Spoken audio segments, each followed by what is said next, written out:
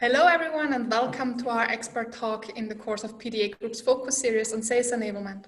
This is an interactive talk, so please use the Q&A function to submit your question. I am here with Whitney Siek, Senior Director of Enablement at Outreach and an accomplished revenue enablement leader. Whitney, it's a pleasure having you here today. Thank you so much, Britta. I'm really excited to talk to you about a topic that I'm so passionate about. Thank you for joining. So Whitney, before we jump into our core topic of today, discovery, I would really love to give you the stage to introduce yourself to our audience, to share who you are, what you did in order to become who you are today, and what you do.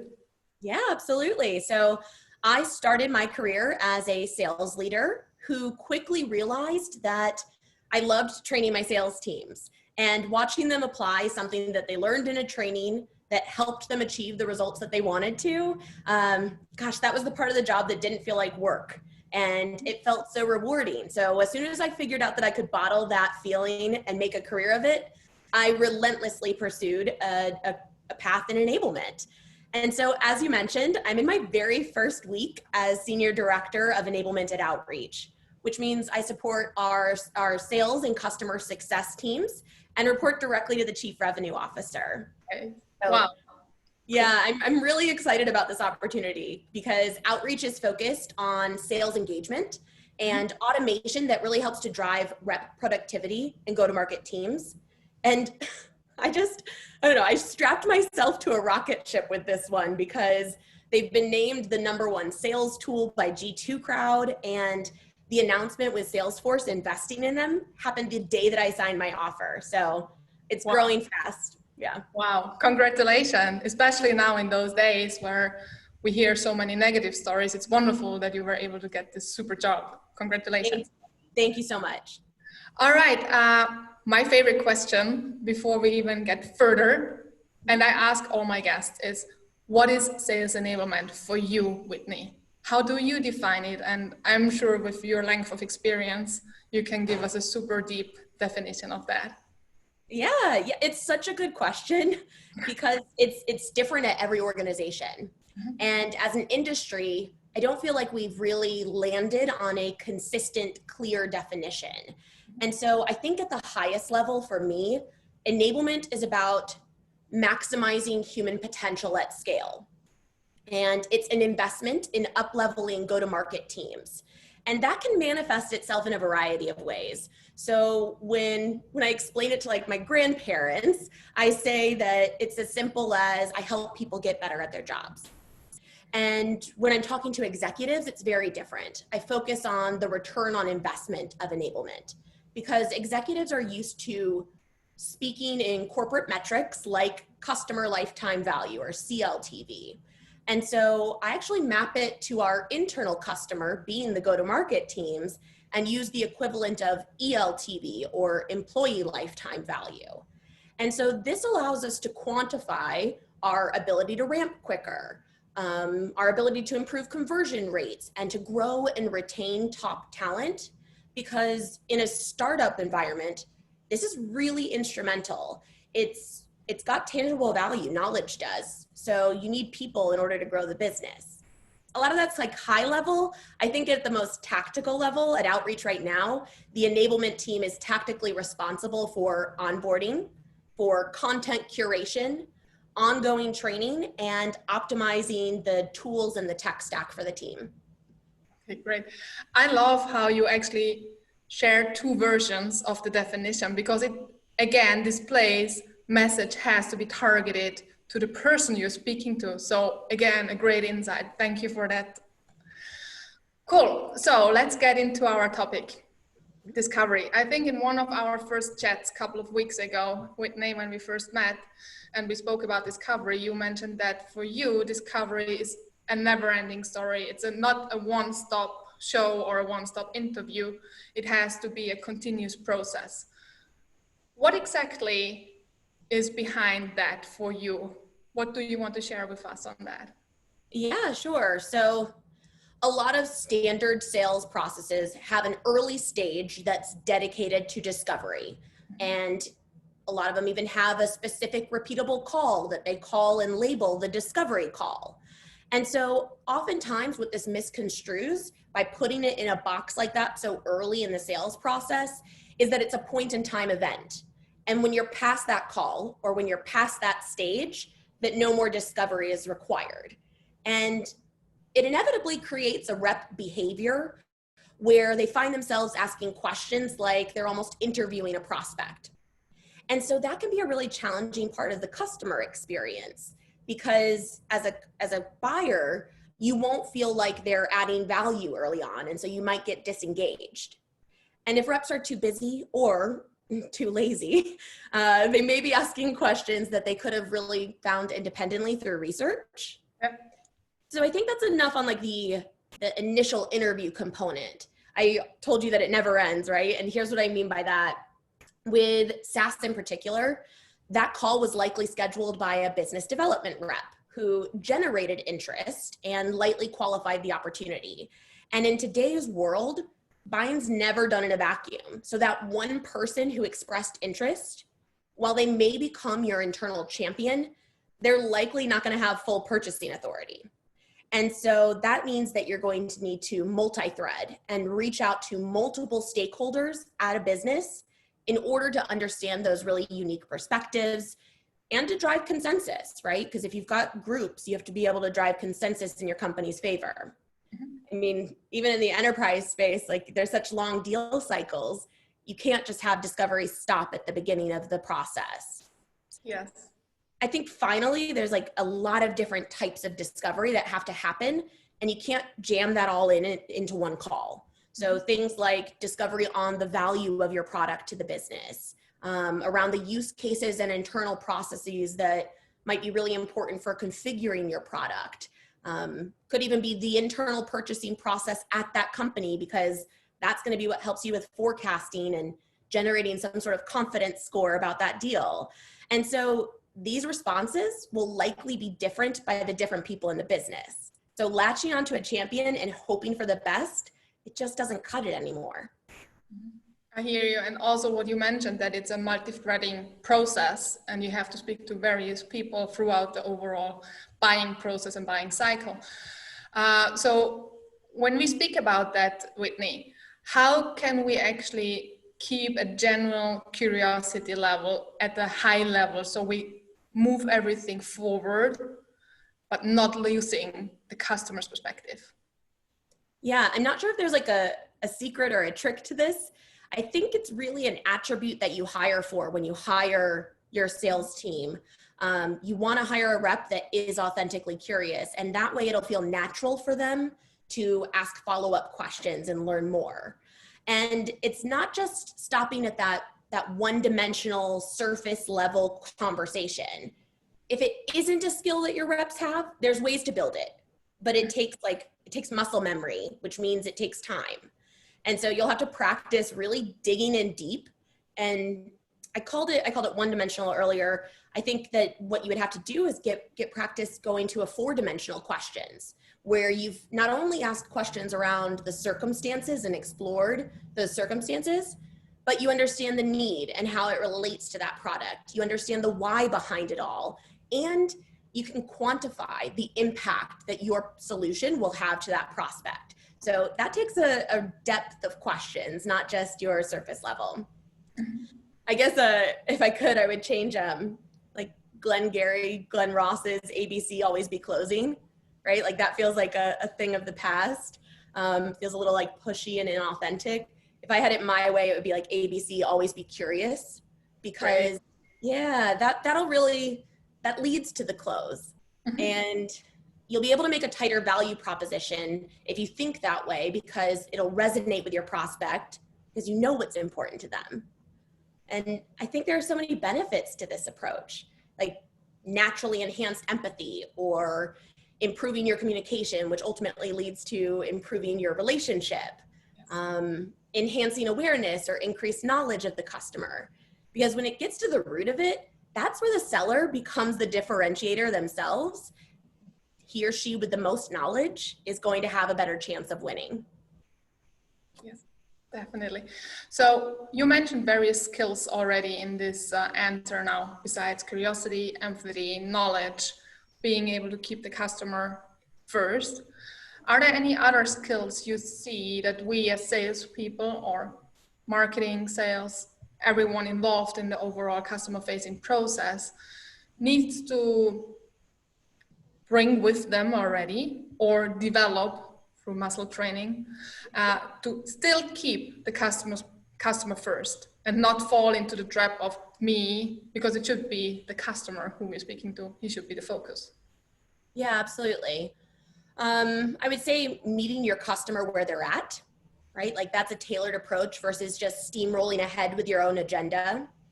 And then helping your customer or your prospect and challenging them to elevate themselves in that sense. And so you can come in, you can use insights to come in with a hypothesis that's based on your experience, because you're likely talking to hundreds of other people in similar situations. And you want to make sure you add value. So whether that's industry insights or articles or thought leadership or connections even to other customers or people that are in their role. I think that the most important part there is paying attention to the pain. So that listening skill, right? Paying attention to the pain, and then flexing to up-level personas. And here's what I mean by that. You've got a variety of levels within an organization, and they've got different vantage points. So think about your lower level, your individual contributor or, newer team manager. They're typically talking about, and you can recognize this when you're asking questions, they'll be talking about the past. And your mid-level employees that have a little bit more influence will be talking about the present. They'll be talking about today and how things are currently working, because that's what they're focused on. They probably have like quarter by quarter goals and OKRs that they're striving towards. But your higher level personas are talking about the future. So a really skilled sales rep is going to take that mid-level that's talking about today and ask them questions about the future. They may not know the answer, but you're challenging them to think like their boss, because that's what's going to be important to them when they have to sell it internally. Okay, so you mentioned challenging various times now and challenging questions, and that actually leads me to my next question, because questioning is a crucial part of the discovery process.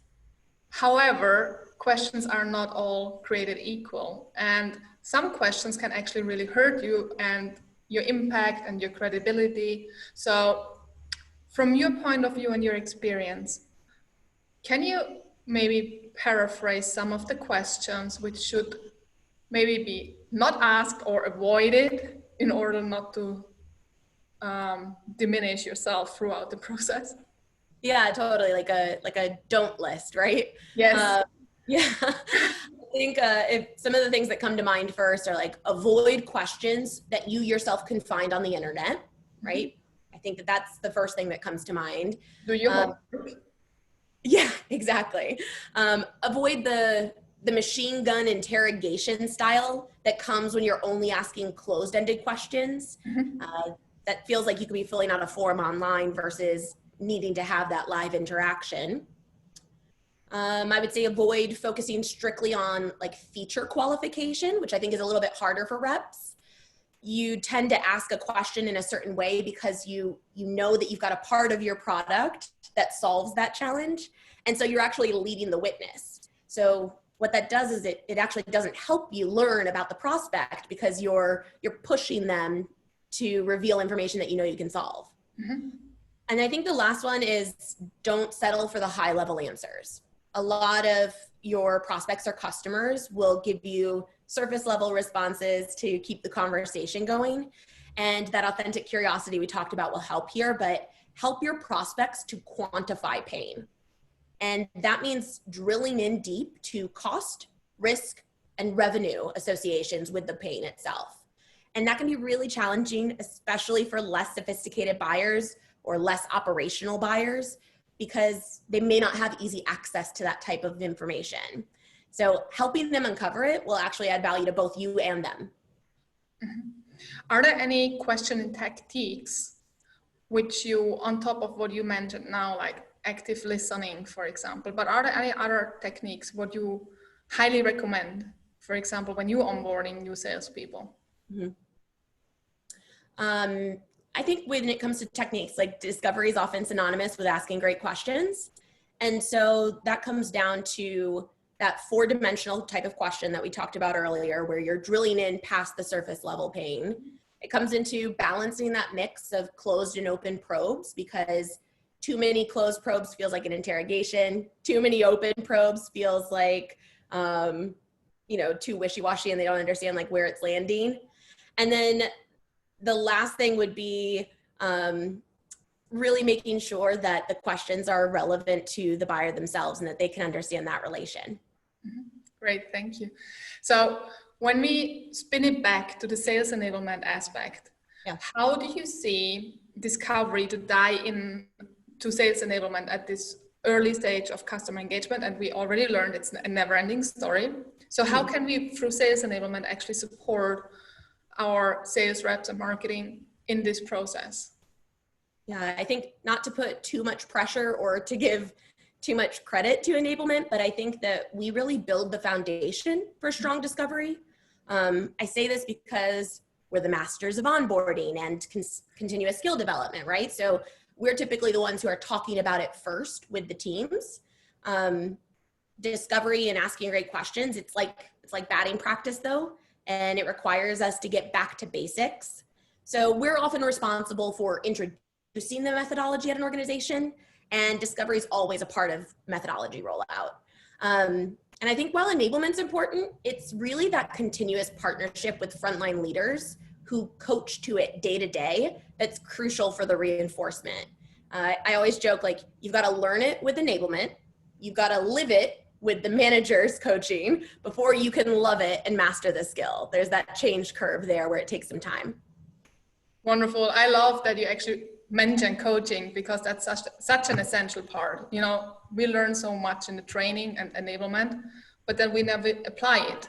And how should we know if we apply it correctly if we don't get feedback? And through the coaching process, I think that's there where it's implemented well and brought to life, actually. Super. Those frontline managers are so important to driving enablement initiatives as well. Yes, yes. Super. Whitney, again, time is flying, 20 minutes already gone. Oh my God, it's incredible. So if we take a look at the last couple of months and weeks, the obvious happened, COVID, we can't deny it. What impact, from your point of view, does COVID have on the discovery and the overall process from the customer journey? And then also on the sales enablement. We don't praise sales enablement, as we learned already. However, it does have impact. So what's your point of view there? Yeah, I think first, let me start by sharing my mantra, which is there is no playbook for a pandemic. Yeah. And as someone who is used to having a lot of the answers, this is something that I have to keep repeating to myself, because we're all figuring this out together. Mm-hmm. And so I think we all need to take a really big collective deep breath and lean into our peers, our mentors, and continuously share best practices of what we're finding that's working, because this is uncharted territory. Regarding discovery in this time, I think the authentic curiosity combined with empathy is gonna go a long way. It's gonna be uncomfortable for some folks who have, had the mentality of turning on that strictly business face when they reach the office. But when it comes to enabling teams during this time, I think there's another angle to this question, which is we have the complication of a forced remote environment. And I'm really lucky to work in tech. Our teams have been equipped with an extensive tech stack. And even with that, the transition has still been really tough in other ways. So teams seem to be really emotionally drained and exhausted from just the external environment. And so making change management happen is really difficult right now. And so leadership has a different vantage point, right? They're seeing less calls on the calendar and thinking, oh, this is the optimal time to add in a lot of enablement. And, it really is hard in general. And so it's important to recognize that we should slow down. I think that that's a big part of it. And being virtual makes it really challenging to read the room. So slowing down and having a multi-touch approach ourselves, something that's multimodal, meaning no longer can we just do the point in time training, we need to create a constant drip campaign of reinforcement and coaching and activities and collaborative workshops on a single topic before we move on to the next one, before we move on to the next initiative. I think those are really the lessons that I've learned so far through this crazy time. Okay, super, thanks. One thing I just heard is the remote art of working right now.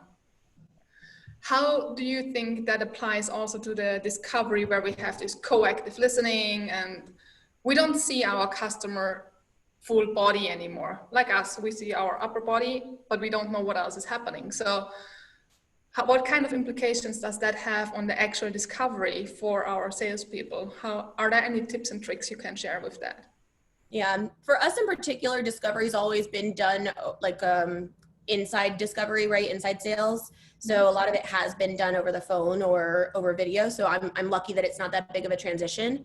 But for folks that aren't used to using this technology, I think being able to see each other face to face like this is really helpful. The other challenge is before you get a big group on the phone, because a lot of this is no longer done one-on-one, it's important that you connect with those individuals offline. So that way you're able to understand the unique perspectives and tailor to your audience, because it's really challenging to read the room now when you've got multiple people on the phone. Okay, cool. So Whitney, are you up for some questions? Let's do it. All right, let's see. Which signs tell me that I'm not focusing enough on the customer perspective, and how can I adjust my process there? Okay. I think with this, if all of your Salesforce notes start to sound the same, then you're likely leading the witness and not allowing the customer to really share their true perspective on things. So I would say review your notes and action items. And if you're starting to recognize too many trends, check your own approach and make sure that you're opening up those questions to really hear their perspective. It's a habit, right? Like it's a habit that is very natural to start asking what you're comfortable with and to start driving towards what you want.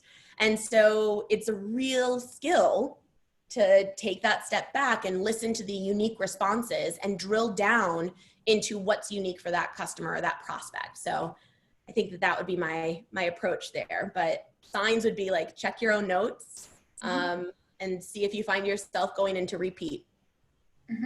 What if you notice that you're actually following your own agenda more than the customer's agenda? Would that? Yeah, I think that's exactly what you would find, right? Like if your notes were repeating themselves, that would be the result of that. Okay. Okay, next one. How can I accommodate people with different roles in my sales process? We touched on that before, but maybe we can go a little deeper on that one. Yeah, sure. I think I'd say prior to any group discussion, again, you'll likely want to meet with folks individually. That will allow you to make direct call outs to people on the call. And there's value in it for you too. You will know their personal interests. You'll be prepped for common objections that you could receive. And so it'll be a stronger overall experience for the room. Because the financial persona versus the tech persona versus the HR persona, they're all going to have such different opinions. So that preparation is key. I think a tip would be, this is the appropriate time to lean into your internal champion. Ask them, what are some of those things that you can anticipate or expect? And then follow up and verify that with the individuals themselves. But they'll usually tell you like, here's the person that's going to be the toughest in the room. And like, so-and-so's really stuck on this line these days in meetings. So expect them to ask this question. Building that relationship is really, really helpful, especially when you start to move from these individual conversations to more of the group setting. Okay, so leveraging the champion and building the relationship with them in order to gain some insights on how to further move on. Great. Absolutely. Super. Maybe one more. How can I turn discovery to solution or value co-creation with my potential customer? That's an interesting one, I think. I really love that one because I think it's always inevitable that there will be some internal selling that happens when you're not around. So building that partnership is really important.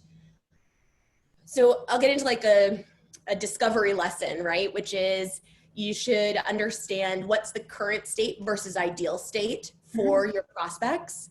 And within that, you have to understand what's the delta there? What's the difference between those two scenarios? And how do you quantify it?